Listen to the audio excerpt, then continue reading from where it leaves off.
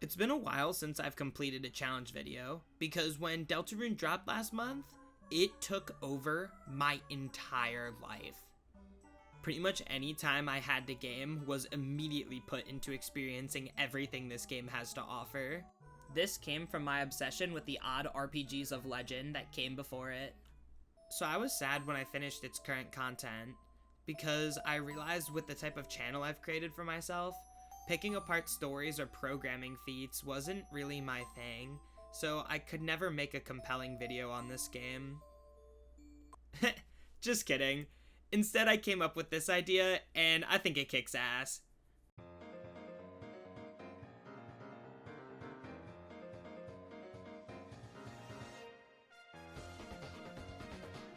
So welcome to the Ultimate Deltarune plus Undertale Secret Boss Gauntlet, where I'm going to defeat Undertale's Genocide bosses along with Deltarune's secret bosses all in a row in this 6-fight gauntlet. These fights include Undyne the Undying, Sans himself, Jevil, Spamton NEO, the Knight, and the Old Man. Here, the rules are similar to other video game challenge gauntlets made by others. First, I must do all fights in a row, and if I die at any point, I must start back at the start of the gauntlet. Meaning if I die on the last turn of the Old Man fight, I'll get sent all the way back to Undyne. Second, my inventory is limited to a single set of 8 items, like I was truly doing every fight in a row. So if I use 2 healing items by Sans, I'm down to 6 healing items for the rest of the gauntlet. Healing spells such as Heal Prayer, Dual Heal, and Ultimate Heal are all banned, since that would mitigate the limited inventory. All fights are being done in their hardest possible variation. Spamton NEO is the weird route version where you only have Chris. Jevil, I'm gonna tire out instead of fight. All Deltarune fights will be on pacifist saves, meaning my stats will be lower, and I won't have the perfect set of items and weapons on the Undertale fights. Now with all our rules set, it's time to get into the preparations. In case any of you lovely viewers want to try setting something up like this for yourself, this is how I set up the challenge. Across chapters 1 to 4 release of Deltarune, I set up a save file right at the secret boss of each chapter. I already knew I was doing this challenge by the time I was playing 3 and 4, so I just copied my save files when I got to the fights. For 1 and 2, I used Spamton Save Editor to revert one of my chapter 1 saves for Jevil, and downloaded and modified a Snowgrave save for Spamton. Shoutouts to Stephanie. For the Undertale fights, I just used the Bad Time Simulator for Sans and the Undying Simulator for Undyne, since these replicate the fights and avoid me having to mess with Undertale's files. With all that set up, it was time to kick off the attempts.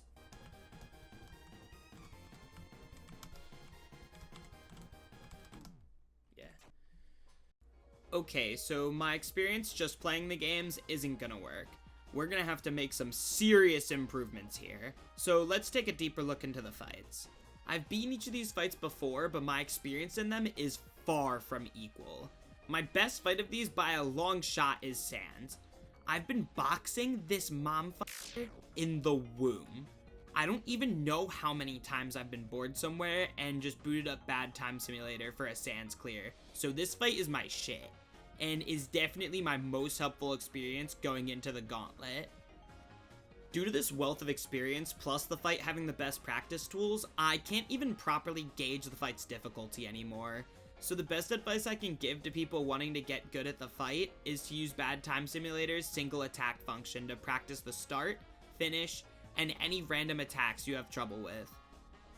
For the bones that attack you in the menu, just wait a second when it's over the attack window, mash attack as quick as you can when it's over the fight button, and time a scroll over to act, then back to attack, then mash it quickly to dodge the bone over the timing UI. With Sans out of the way, I'll be explaining the rest in ascending difficulty order, meaning the next one up is Jevil.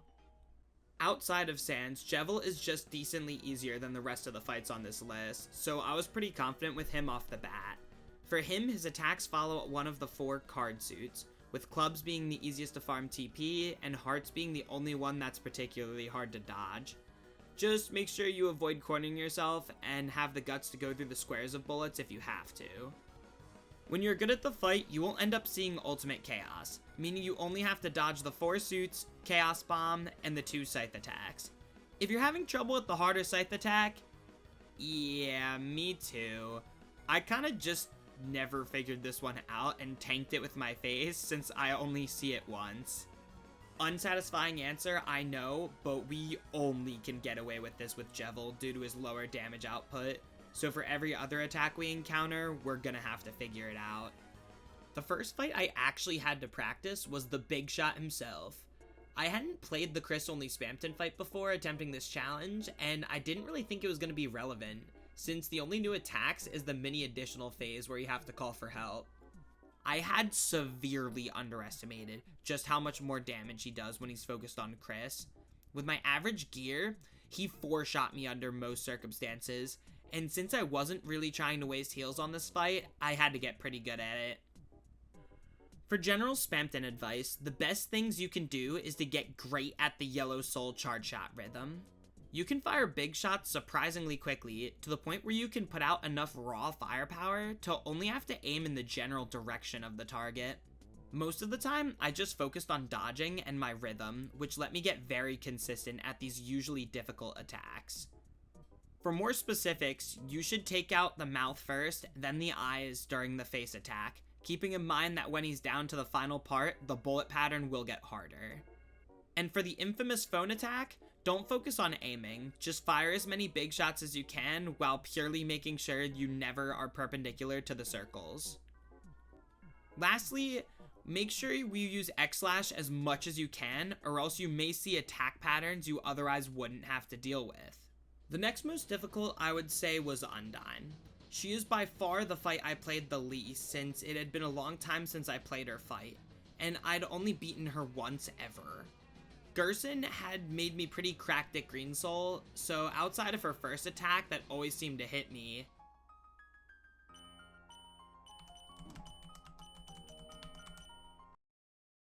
I only had to look into the Red Soul attacks.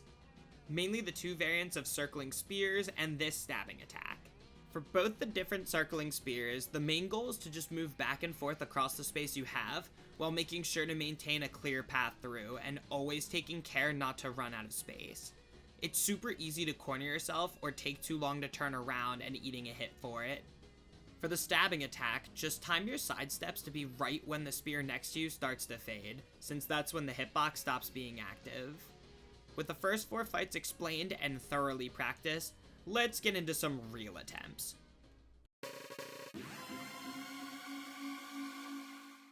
Heading into day 2 of attempts,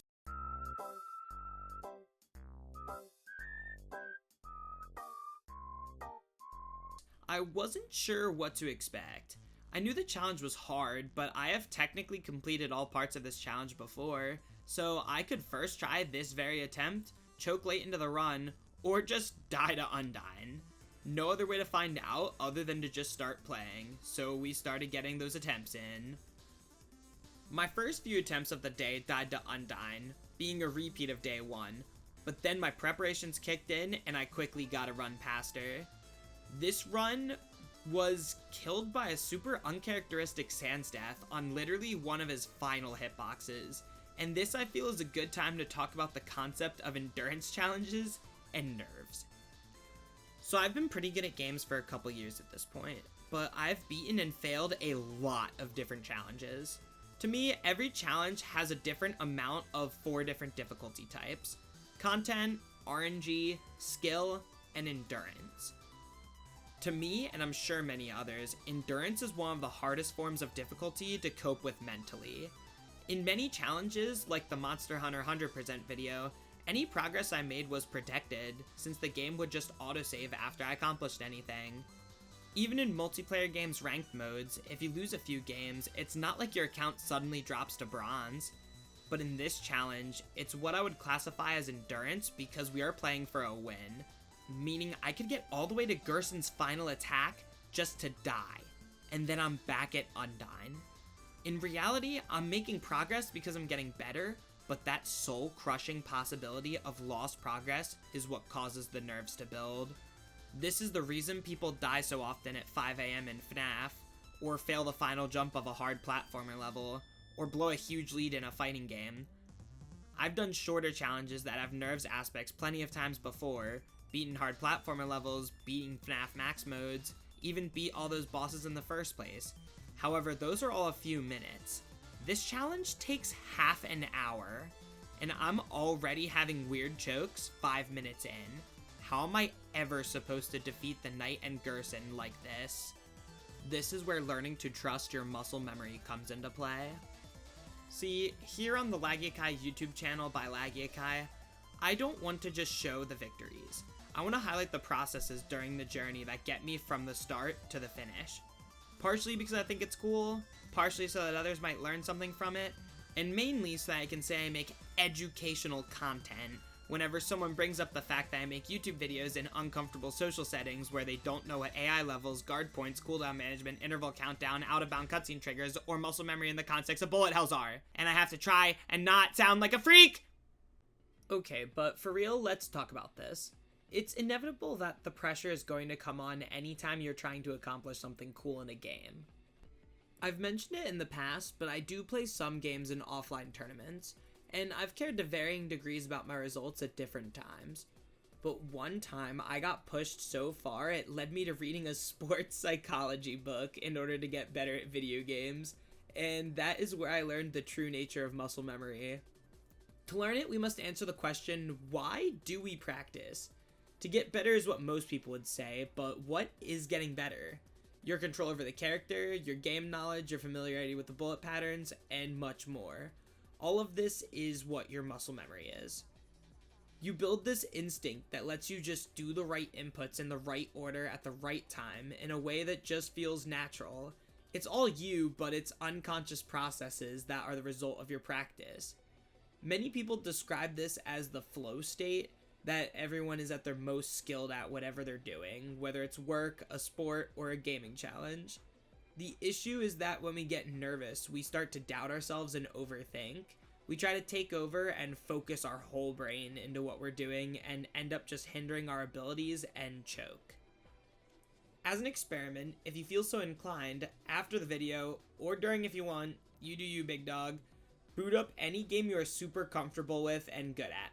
Just do as you normally would and just chill and move around. Do your thing, beat a level, or just exist. After a bit, consciously decide that you're going to focus and think about each input you're doing on the controller.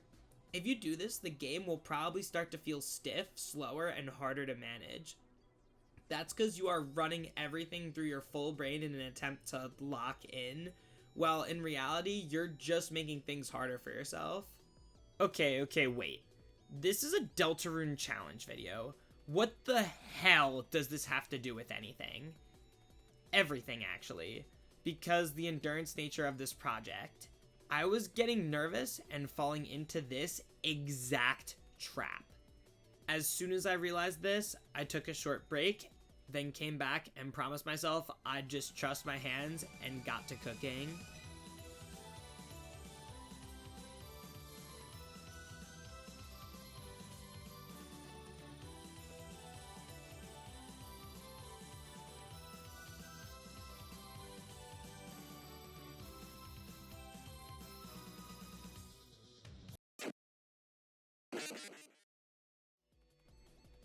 So I ended day 1 with a PB of Spamton NEO. Of course, sometimes I can get a little too chill, like during this Spamton fight where I forgot to check my HP and just kinda let him kill me, but that's alright. Simple missteps happen. I would have played longer, but I was still sick during the majority of this challenge and was really tired because of it. So since I had nothing going on the next day and couldn't even talk, I told myself tomorrow would be the day. The very first attempt on day 2 kicked off. Itemless Undyne, 1 heal on Sans, itemless Jevil, and capped it off with a 1 item Spamton. Now that I'm moving on to the last 2 fights in the game, this is where we will have the most significant difficulty jump. First, let's talk about the elephant in the room and the community's current obsession, the Knight. Widely considered to be the new hardest fight across both games, the Knight is a no-gimmick, red soul only bullet hell, who will 2-shot any character not wearing the Shadow Mantle. There are tons of strategies out there involving tension items to get more Rude Busters in faster, so you can skip patterns, and I didn't learn any of them. So I ended up seeing all of his attacks. The general categories of these are the star attacks, the stab attacks. I heard a guy call these attacks teeth one time. The sword corridor, the slash attacks, and his final full screen attack. The star attacks are easy and help farm tons of TP. For the final variant with the red homing pine cone things, I just moved in a circular pattern and did my best to dodge reactionarily. For the stabs, use minimal movement to get into a rhythm and go perpendicular to each oncoming sword, horizontal for vertical swords, vertical for horizontal swords, and the opposing diagonal direction, or just vertical for the diagonal swords, whichever you prefer. For the harder variant, just add in moving towards center with your movements for each dodge, and you'll be fine. The corridor and circle of swords you kinda have to do by feel. Some people prefer to hold shift to move more slowly, but I chose to just react and move in short bursts to generally follow them. Since I did a poor job dodging the lane version, I always defended my characters to minimize the punishment since I lacked consistency, which you can get away with for imperfect fights like this. You can replicate this and know when the attack is coming since the lane of swords always follows the first teeth attack. For the circle of swords, my only tip is that you have to move less than you think you do. Either way, these are very similar to Sans lanes of bones, so if you are good at those, you'll do a fine job dodging these. For the slashes, move the soul to the far left or right alternating, then move straight in the opposite direction of the slash's origin, and react to see if that alone dodges the attack, or if you have to adjust. Go back and forth, repeating this process for all variants except for the rapid slash in the second to last turn of the fight. Now for the two hardest attacks, the teeth and the final attack. For the teeth, the best thing you can do for yourself is to get used to the strat that will work for all three variants, since you'll only see T3 once a borderline successful attempt. Note that the initial slash to split the screen is a hitbox following roughly these lines, so the only safe consistent spots you can put yourself are here just off the corners. From there, react to which slash you get. If it's teeth 1, it will only be horizontal. 2 adds verticals in, and 3 mixes in diagonals. For vertical and horizontal, just follow the wall, then react to which teeth are fast and slow, putting yourself in the gaps of the slow teeth first, then switching to take the space the fast teeth leave as soon as they pass. For the diagonal, I've found that holding away from the corners, then back towards them once the fast teeth pass, works pretty consistently. Now for the finale. It's important to note that there is a push and pull effect when the knight is either gathering or expelling stars, meaning it's harder to control your soul. My best advice for dealing with this is to position yourself into the bottom left corner close to the knight, then moving far from the knight when he's switching from gathering to expelling, then switching back to being close to him to go around him during this Z pattern. You can do this because you briefly gain full unhindered movement back during these pauses, and your positioning will be the key to consistency. If that sounded like a lot, that's cause it is. And I need to highlight, we need to pull all of this off as the second to last fight in this gauntlet. So not only do we need to be consistent, we have to be consistent enough to execute under pressure with limited heals. That's why I added the limited heals rule, because it takes this fight from a hard semi-chokeable encounter to an immense execution test and major choke point that I'll have to set myself up for with crazy execution in the easier fights.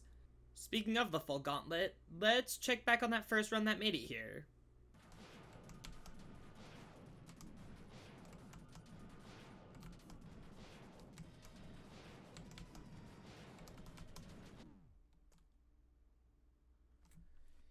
Yeah, that makes sense. That sucks, dude. Okay. Well, since I'm approaching the end of this gauntlet anyways, let's still talk about that jovial old turtle.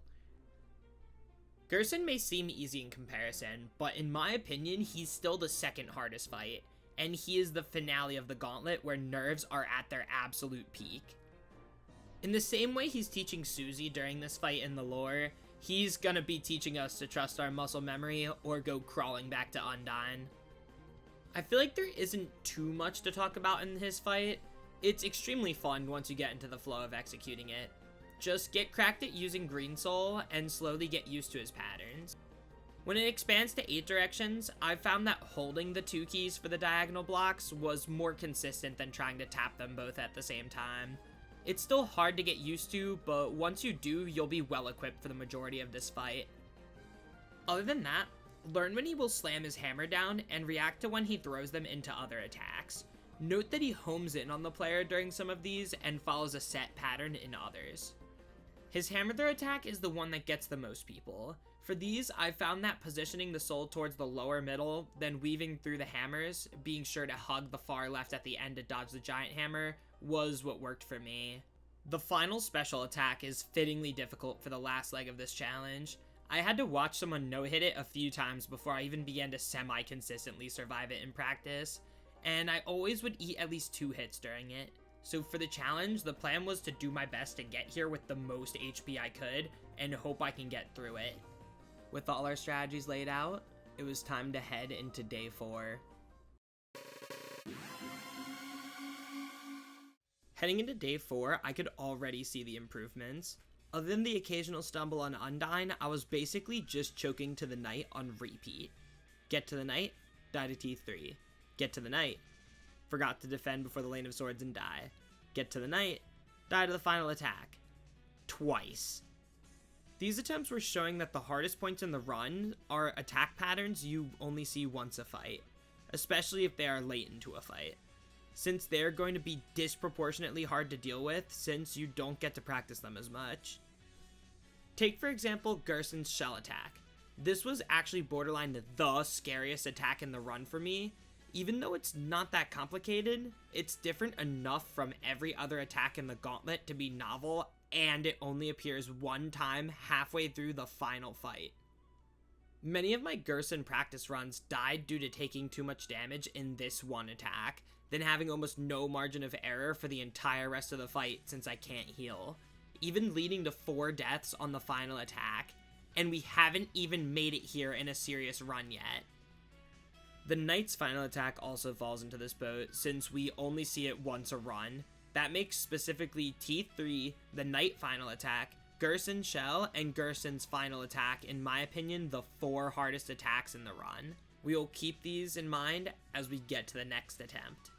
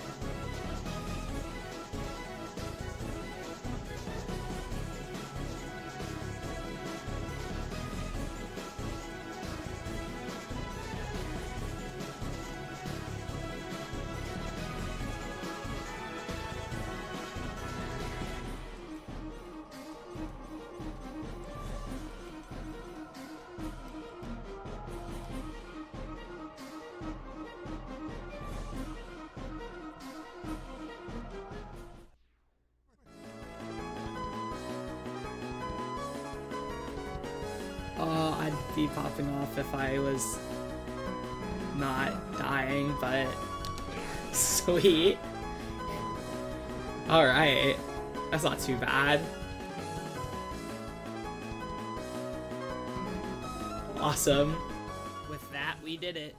I may not have been able to speak, but damn, that boy can bullet hell.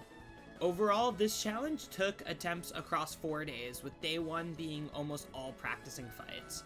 It took about 18 attempts, with this being my spread of deaths. This challenge was super fun, and I definitely plan to do a much larger one in the future with all major boss fights and no healing at all. But for my first challenge in this series, I'm happy with it.